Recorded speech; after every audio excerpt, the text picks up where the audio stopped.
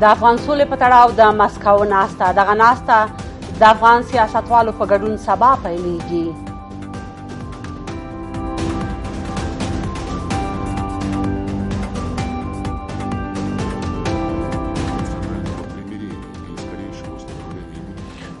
نشست بسیار مهم می‌دانیم و یک آغاز مذاکرات بین الافغانی می‌دانیم. د افغان دولت پر محوریت د سولې پر هڅو د عبدالله ټینګار. د حکومت اجرایه رئیس وایي د سولې روانې هڅې باید د افغان دولت پر محوریت وي.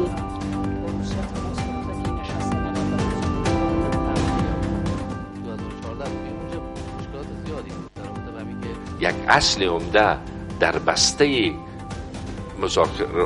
گفتگوها مذاکره بین الافغانی با محوریت دولت و شمولیت سایرین در مذاکرات هست.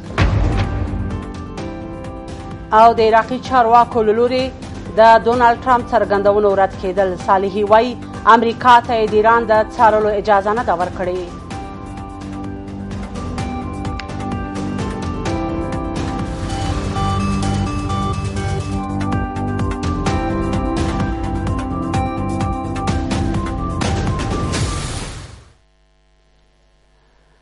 د سلام په وړاندې کولو سره د دې ساعت کورنیو او بهرنیو خبرونو ته ښه راغلاست. اوس هم پوره خبرونه. په مسکو کې د افغان سولې په تړاو ناسته کې ګڼ افغان سیاستوال او طالب چارواکي ګډون کوي.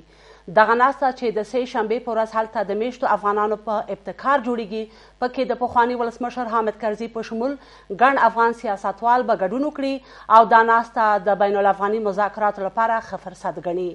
طالبانو هم د یوې اعلامیې په خپرولو سره ویلي چې د مسکو ناسته کې د قطر دفتر د مشر عباس ستانکزي په مشرۍ د دوی 10 کسیز هیئت ګډون کوي. د دې ناستې یو شمېر ګډونوال وایي چې په یاده غونډه کې به د بین الافغاني ډیالوګ په شمول د یو قوي مرکزي حکومت پر خوندیتوب ټینګار وکړي. په مسکو کې د سولې په تړاو له جوړېدونکې ناستې سره د افغان حکومت له مخالفت سره ګڼ افغان سیاسي مشران او د مختلفو سیاسي ګوندونو استازو په دې ناسته کې د ګډون لپاره چمتوالی نیولی. دغه ناسته چې د پخواني شوروي اتحاد هیوادونو او روسیه کې د میشتو افغانانو په ابتکار جوړیږي، پکې د پخواني ولسمشر حامد کرزي په شمول ګڼ افغان سیاستوال، د سیاسي ګوندونو مشران او پخواني طالب چارواکي وربلل شوي دي. د دې ناستې یو شمېر ګډونوال دغه ناسته د بین الافغاني ډیالوګ لپاره ښه فرصت بولي او وایي چې په دې ناسته کې به دوی د قوي مرکزي حکومت پر خوندیتوب، د بین الافغاني خبرو اترو پر دوام او د افغانستان پر بېطرفۍ ټینګار وکړي. نشست مسکو کې سران و شخصیت‌های برجسته ملی و سیاسی ما اشتراک میکنه و اونجا هیئت رهبری جانب مقابل یعنی طالبان هم میه. نشست بسیار مهم میدانیم و یک آغاز مذاکرات بین الافغانی میدانیم. نشست مسکو یک به اصطلاح خوبی که نسبت به نشست‌های قبلی داره، یک نشست شفاف و روشن هست. نمایندگان از جناح‌های مختلف در افغانستان میرن و با طالبان رو در رو مستقیم میشینن و صحبت میکنن.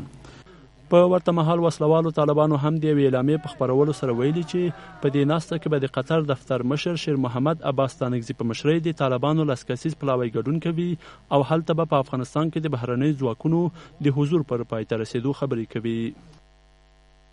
د اسلامي امارت استازو ته هم په دغه کنفرانس کې د ګډون بلنه ورکړل شوې چې د شیر محمد عباس ستانکزي په مشرۍ به 10 کسیز هیئت ګډون پکې کوي. د دغه کنفرانس اجنډا د افغانستان د قضیې په اړه پوهاوی، د دریځونو بیان او د کابل له ادارې پرته لا بېلابېلو افغان ډلو سره یو تفاهم ته د لارې خلاصون ښودل شوی دی. اسلامي امارت به له دې فرصت نه په استفادې خپله تګلاره روښانه کړي.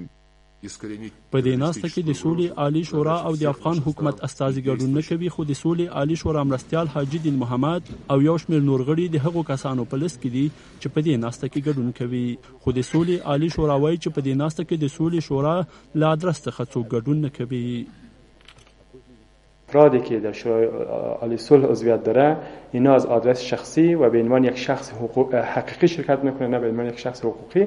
پس بنابراین میتونیم بگیم که شورای عالی صلح یا عضوی از اعضای شورای صلح از آدرس و به نام شورای عالی صلح کسی در این اجلاس حضور و مشارکت ندارد. حرکت شاید که منشش نیات خوب بوده باشه، اگر این انتباه ما بخوایم که بتیم برای مردم، بعد این فقط کمک به این خواهد کرد که طالبایی که بدون از او لجوج هستند و با لجاجت برخورد کردن در برابر سرنوشت مردم افغانستان بیشتر لجوج میشه، بیشتر لجوجانه برخورد.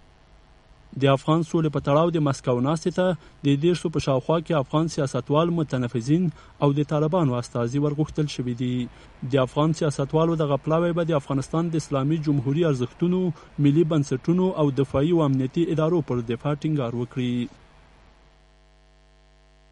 د حکومت اجرایه رئیس وایي د سولې په تړاو هر ډول هڅې باید د افغان دولت پر محوریت وي.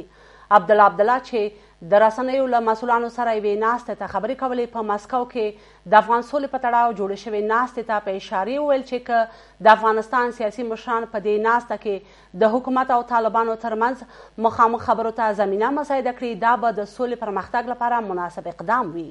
عبدالله وایي داسې هیڅ هوکړه نشته چې امریکایي ځواکونه د اوږده مهال لپاره په افغانستان کې پاتې شي، بلکې د دوی پاتې کېدل د ترهګرو ډلو تر فعالیته پورې محدود دي. د حکومت اجرایه رئیس یو ځل بیا د موقت حکومت له جوړېدو سره مخالفت ښیي او وایي چې دا کار یو ځل بیا له صفر څخه د پیلولو معنا لري. په مسکو کې د افغان حکومت او طالب استازو ترمنځ ناستې ته په کور دننه او بهر له خوشبینۍ سره افغان چارواکي دغې غونډې اندېښمن کړي دي. د حکومت اجرایي رئیس چې د رسنیو له مسؤلانو او خبریالانو سره یوې ناستې ته وینا کوله وویل چې د افغان سولې په تړاو هر ډول هڅې باید د افغان دولت په محوریت وي او دغه هڅې باید بین الافغاني مذاکراتو ته زمینه برابره کړي. عبدالله وایي که په دې ناسته کې بین الافغاني مذاکراتو ته زمینه برابره شي، دا به د سولې په برخه کې یو ښه اقدام وي. یک اصل عمده در بسته گفتگوها مذاکره بین الافغانی با محوریت دولت و شمولیت سایرین در مذاکرات هست. یک اصل است که دولت افغانستان و مردم افغانستان هم روی ازی تاکید داشته. اگر در جای انتباه از روش قسمی آمده که یه اصل در او مراعات نشده، او جای قابل اصلاح است. د حکومت اجرایي رئیس همداراز وایي چې امریکایي سرتیري تر ابد افغانستان کې نشي پاتې کېدی او په دې هیواد کې د پوځي اډو او اوږدمهاله حضور په تړاو هیڅ ډول توافق نه دی شوی. این نکته هم واضح است که بحث حضور دائمی یا پایگاه دائمی ایالات متحده امریکا در افغانستان هیچ وقت مطرح نشده و هیچ موافقه در این رابطه وجود نداره. پایگاه دائمی اگر بخش از این نیروها تصمیم گرفته شود که خارج میشن از افغانستان در یک موقع، آیا این آخر دنیا خواهد بود برای افغانستان؟ بالاخره باید که همه به اصطلاح معمول دست به علاشه بشینیم و شاهد منتظر آمدن قیامت باشیم در این کشور؟ نه.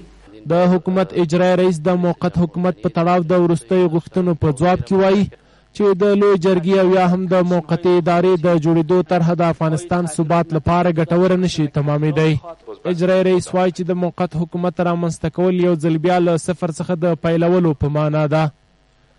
اگر حکومت موقت شد، اما حکومت موقت سابقه می باشه، حداقل رأسش همونطور می باشه.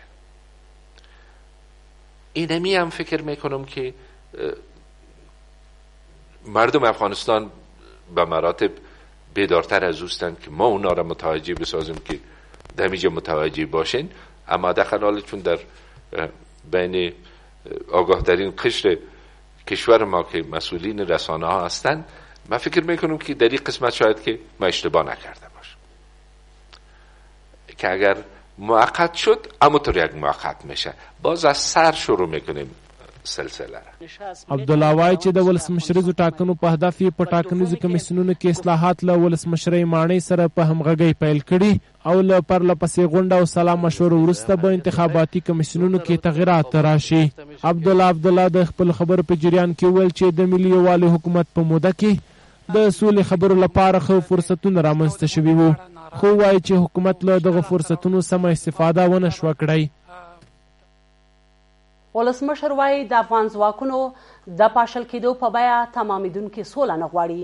محمد اشرف غني چې په کابل کې د افغان ځواکونو د قربانیانو کورنیو ته د کوپون د پیل مراسمو کې خبرې کولې، ویل نه غواړي چې یو ځل بیا د افغان ځواکونو لیکې وپاشل شي او تجهیزات پر ګاونډیو هیوادونو وپلورل شي.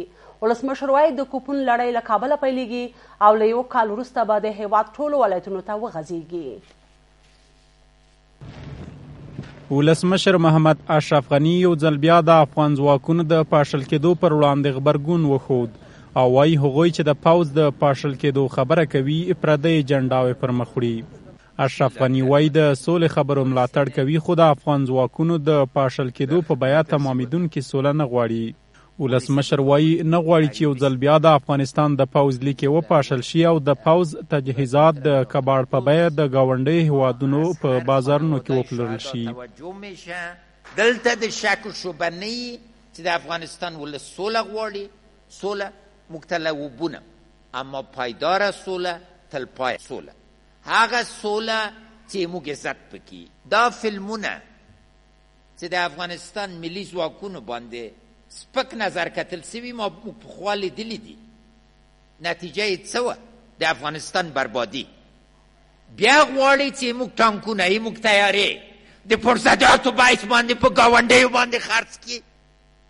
محمد اشرف غني وایي افغانان به ژر یوې پایداره سولې ته ورسیږي، خو په وینا یې د هدف ته د رسیدو لپاره باید په احتیاط او په تدبیر پر مخ ولاړ شي. ولسمشر د افغان ځواکونو د قربانیانو کورنیو ته د کوپون لومړی پړاو هم پیل کړ او وایي دغه پروسه لومړی په کابل او وروسته به نورو ولایتونو ته هم وغځېږي. کی پروگرام برای 1 سال کامل در کابل تطبیق میکنیم. عوض از اینکه 9 ماه باشه به 12 ماه توسعه داده میشه. در قدم اول کابل است، از خاطری که احصایه و معلومات و سیستم توزیع که ضرور است در کابل ایجاد میشه. تمام مغازه به صورت اصلی بدون از این که از پیشتان رشوت بخواین کوپونتان به وقت و زمان برتان اجرا میکن. ولسمشر غني داسې مهال د افغان ځواکونو د پاشل کېدو پر وړاندې غبرګون ښیي چې د طالبانو سیاسي دفتر یو غړي ویلي که د سولې موافقه بریالی شي نو د اوسني پوځ پر ځای به بله اردو رامنځته کیږي. د امریکا ولسمشر وایي د سولې تر هوکړې وروسته به محدود شمیر امریکایي سرتیري افغانستان کې حضور ولري. ټرمپ له یوې بهرنۍ رسنۍ سره په مرکه کې یو ځل بیا له افغانستان څخه د خپلو سرتیرو پر وتلو ټینګار کړی او ویلي دي چې له افغانستان څخه د بهرنیو ځواکونو وتل په دې مفهوم نه دي چې افغانستان کې به له وضعیت څخه بېخبره وي، بلکې د خپلو استخباراتي سرتیرو له لارې به د افغانستان وضعیت څاري. د چارو شنونکي وایي چې ټول افغانان په کامله توګه د خارجي ځواکونو وتل غواړي او په افغانستان کې د محدود شمیر سرتیرو حضور هم وضعیت خرابولی شي. د امریکا ولسمشر له سی بي اس ټلویزیون سره په خپله تازه مرکه کې له افغانستان څخه د خپلو سرتیرو په وتلو ټینګار کړی او ویلي دي چې افغانستان کې به محدود شمیر امریکایي سرتیري پاتې شي. ټرمپ په دې مرکه کې په افغانستان کې روانې جګړې ته په اشاره ویلي چې لا هم امریکایي ځواکونه سخته جګړه کوي، خو د ده په باور اوس په دې هیواد کې ټول د جګړې ستړي دي او باید امریکا له دې بې پایه جګړې راووځي او خپل سرتیري کورونو ته ستانه کړي. د امریکا ولسمشر ټینګار کوي چې د سولې تر تړون وروسته به دوی د خپلو محدود شمیر امریکایي سرتیرو له لارې د افغانستان وضعیت وڅاري. هو زه به هلته خپل استخباراتي سرتیري وساتم، واقعي استخباراتي سرتیري. که مو ولیدل چې هلته بیا ځالې جوړیږي یو کار به وکړم. زموږ لپاره د تیر کال په څیر د 50 میلیارډ ډالرو مصرف او یا هم که په اوسط ډول لګښتونه وګورئ، یعنی د هغو اعمارو په تړاو خبرې کوو چې تر دې مخکې هیچ چا نه دي اورېدلي. د د متحده ایالاتو ولسمشر وایي که د افغانستان وضعیت خراب شي امریکایي سرتیري به بیرته دغه هیواد ته ور وګرځي. په ورته وخت کې د چارو یو شمېر شنونکي په افغانستان کې د محدود شمېر استخباراتي سرتیرو د ساتلو په تړاو وایي چې د دغو سرتیرو حضور نه یوازې له وضعیت سره مرسته نشي کولی بلکې د سولې د خبرو په وړاندې بستر خنډ وي. هر کشور متعرضه که شما فکر میکنین به خاطر منافع خود آمده، او پروای ما شما را نداره. بر از اون منافع خودش مهم است در وجود هر کسی که تامین بشه. البته در وجود ما منافعش تامین نشد، اینا در وجود طالب میخواه منافع خود تامین بکنه. داسې امریکا هم وزي د دې ځای نه او د دې استخباراتي بخش دلته پاتې کېږي. زه فکر نه کوم چې په مجموع افغانان دوی سره بیا دا موافقه وکړي. وختي چې وزي ځینې په مخه یې که پرېږدي افغانستان په خپل حالت کې چې سره خپل منځ جوړ راسي، بدون د شکه تر هغه وخته خپل افغانان په خپل منځ سره جوړ نسي، دا جنگ په افغانستان کې ختم نسي. ځکه دلته رقابتونه اوس نوي تازه سوي دي. د چارو شنونکي همداراز وایي چې له افغانستان څخه د امریکایي ځواکونو وتل باید د دې سبب نشي چې دلته جګړه خصوصي سکتور ته وسپارل شي او افغانستان له یو بل بحران سره مخ شي. په افغانستان کې د محدود شمېر امریکایي سرتیرو پر ساتلو د ولسمشر ټرمپ ټینګار داسې مهال دی چې څو ورځې مخکې ولسمشر غني په یوه لیک کې د امریکا له ولسمشر څخه غوښتي څو خپل سرتیري له افغانستان څخه ونه باسي. د ننګرهار او کندهار ولایتونو لپاره نوي والیان ټاکل شوي دي. د سیمه ییزو ارګانونو خپلواکه اداره وایي چې د ولسمشر غني د حکم له مخې حیات الله حیات د کندهار د والي او شاه محمود میاخیل د ننګرهار د والي په توګه ټاکل شوي دي. حیات الله حیات تر دې مخکې د ننګرهار والي په توګه او شاه محمود میاخیل د سولې یو انسټیټیوټ کې دنده ترسره کړې ده.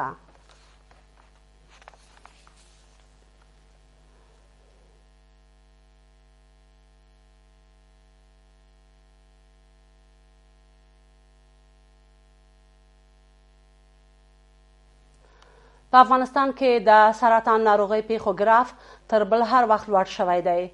د سرطان ناروغۍ پر ضد مبارزې بنسټ وایي چې اوس مهال په ټول افغانستان کې د سرطان ناروغۍ د درملنې 2 مرکزونه شته چې دا په دې ناروغۍ ټولو اخته کسانو ته رسیدګي نشي کولی. په ورته وخت کې د چاپیریال ساتنې اداره وایي سرطان او چاپیریال سره نږدې رابطه لري چې د هوا ککړتیا، د الکولي مشروباتو سګرټو استعمال او د فزیکي فعالیت نشتوالی په سرطان د اخته کېدو عمده علتونه دي.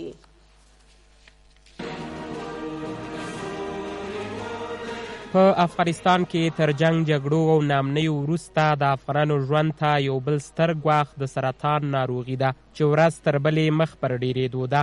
په افغانستان کې د سرطان ناروغۍ پر ضد د مبارزې بنسټ د سرطاني ناروغیو له ډېرېدو اندېښنه لري او وایي چې په ټوله نړۍ کې 18 میلیونه خلک په دې ناروغۍ اخته دي. د دغه بنسټ مسؤلانو چې د سرطان ناروغۍ پر ضد د مبارزې نړیوالې غونډې ته خبرې کولې ویل اوس مهال په ټول افغانستان کې د سرطان ناروغۍ د درملنې 2 مرکزونه شته چې دا نشي کولی د خلکو ستونزې حل کړي. فعلا در شفاخانه جمهوریت، در شفاخانه استقلال، در شفاخانه FMIC یک تعداد حرکات بسیار خوبی در پوانتون تیبی کابل، در شفاخانه علی‌آباد و در بعضی سکتورهای خصوصی و در شفاخانه حوزوی ایراد اقدامات صورت گرفته، ولی متاسفانه این جوابده ضرورت فعلی مملکت نیست، منسجم نیست، در یک جای نیست و تمام مریضای افغانستان با اکسس مساوی به این خدمات ندارند. د افغانستان د عامه روغتیا وزارت د معلوماتو له مخې په تیر 2013 میلادي کال کې له 10 تر 40,000 پورې افغانان په سرطان ناروغۍ اخته شوي وو چې لږ تر لږه 15,000 یې خپل ژوند له لاسه ورکړی. په ورته مهال د چاپیریال ساتنې اداره د هوا ککړوالی، د الکولي مشروباتو استعمال، سګرټ څښل او د فزیکی فعالیت نشتوالی هغه څه یادوي چې پر دې ناروغۍ د اخته کېدو لامل کیږي. که یکی از این جمله کشیدن سیگرت است، به همین ترتیب استعمال الکل است، رژیم غذایی ضعیف، عدم تمرین و ورزش، در معرض قرار گرفتن شعاعهای مختلف آفتاب و همچنان مواد کیمیاویی که در محیط زیست وجود دارد. په همدې حال کې د بشري حقوقو خپلواک کمیسیون هم د سرطان ناروغۍ پر ډېرېدو اندېښنه ښیي او وایي په افغانستان کې تر ډېره نامني جنګ جګړې او کمزوری اقتصاد د سرطان ناروغۍ لامل کیږي. استرس است، نارامی و عدم مسئولیت است که مردم افغانستان داره. ما اگه اولاد ما مکتب میره مطمئن نیستیم که پس میایه. در یک کنج شهر یک صدا میشه باز ورخطا میشیم که کدام دوست ما، کدام خویش ما، کدام قوم ما در اون کنج شهر بوده که عجله باز تلفن بکنیم که خیریت است و خیر گذشته. یعنی اینا چیزایی است که باعث ایجاد سرطان و امراض مختلف در مردم ما میشه. د سرطان ناروغۍ پر ضد د مبارزې بنسټ داسې مهال په افغانستان کې د سرطان ناروغۍ پر ډېرېدو اندېښنه ښیي چې اوس مهال د سرطان د تشخیص او درملنې 2 مرکزونه د کابل په جمهوریت او استقلال روغتون کې فعالیت لري چې دا مراکز په دې ناروغۍ د ټولو اخته کسانو د درملنې لپاره کافي نه دي. په کابل او یو شمېر ولایتونو کې د پښتون ژغورنې غورځنګ د وژل شوي غړي ارمان لوڼي غیابانه جنازې وشوې.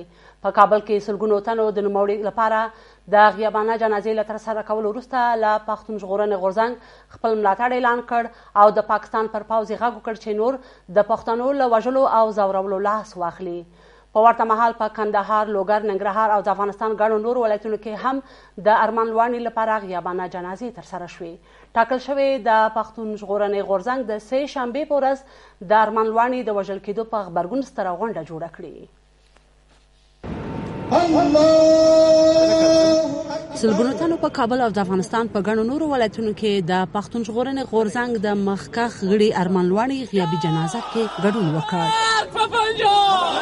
په کابل کې د سلګونو ګډونوالو له ډیورنډ کرښې پورې غاړې پښتنو سره د نوموړي د وژل کېدو په تړاو غمرازي وښوده او ټینګار یې وکړ چې لر او بر افغانان هیڅوک نشي بیلولی.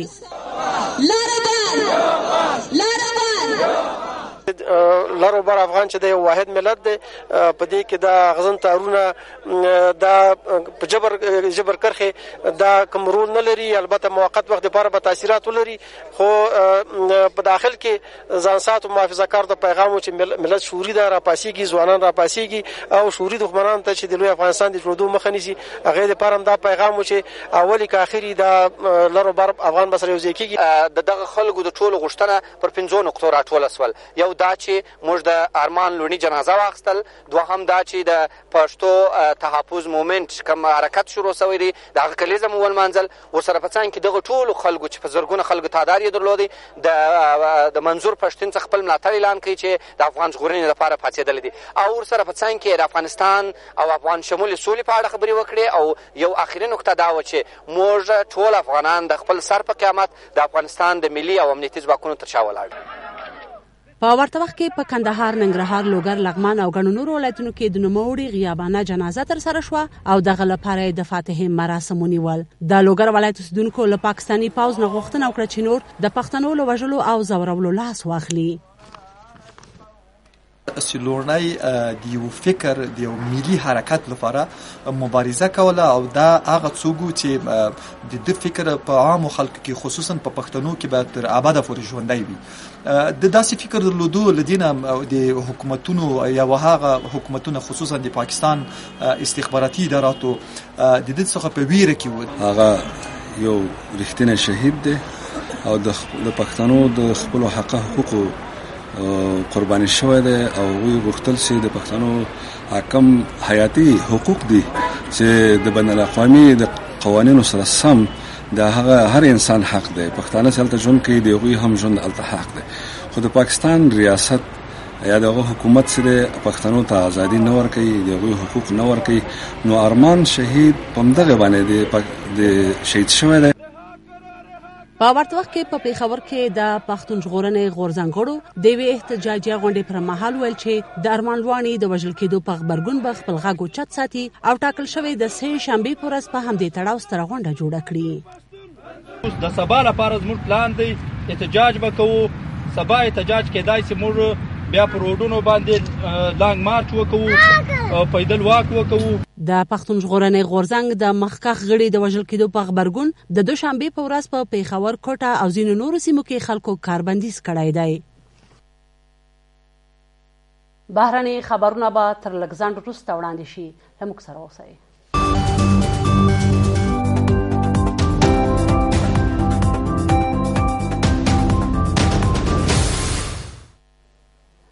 بیا هم ښه راغلاست. د عراق ولسمشر بهرام صالحي هغه ریپورټونه رد کړل چې ګینې امریکا ترې د عراق له خاورې څخه د ایران د څارلو اجازه غوښتې ده. هغه بغداد کې تر یوې غونډې وروسته د یوې پوښتنې په ځواب کې ویل چې امریکا ځواکمن هیواد دی خو دوی به اجازه ورنه کړي چې د عراق له خاورې خپلې سیمه ییزې پالیسۍ تطبیق کړي. صالحي وایي امریکایي ځواکونه د دوی خاوره کې د دوه اړخیز تړون له مخې د ترهګرۍ پر ضد د مبارزې د مشخص ماموریت لپاره پراته دي او تمرکز باید په همدې موضوع وي. د امریکا ولسمشر په دې وروستیو کې له CBS تلویزیون سره په یوه مرکه کې ویلي و چې ایران یو ستر سیمه ییز سرخوږی دی او د څارلو لپاره عراق کې د دوی پوځي حضور خورا اړین دی.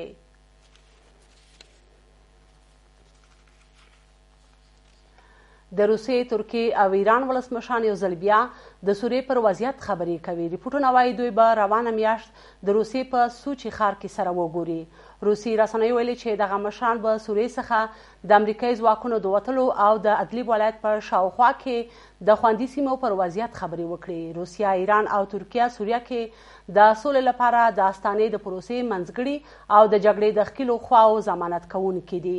مسکو او تهران د سوریې جګړه کې د بشار اسد د حکومت، خو ترکیه د سیمې ځینې هیوادونه امریکا او لویدیځ متحدان د اسد د رژیم پر خلاف د بیلابیلو جنګیدونکو ډلو ملاتړ کوي.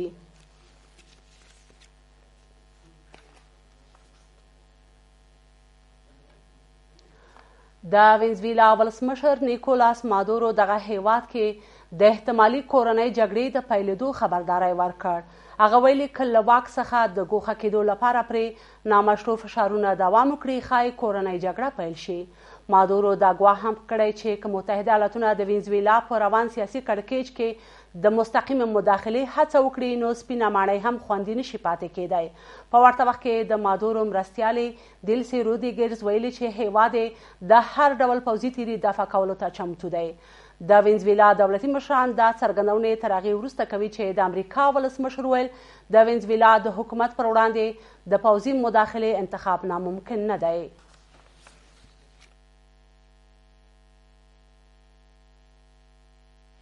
ګران لیدونکو د دې ساعت خبرونه پای ته ورسېدل. له ملتیا مو مننه. تر بیا مو علامت شه.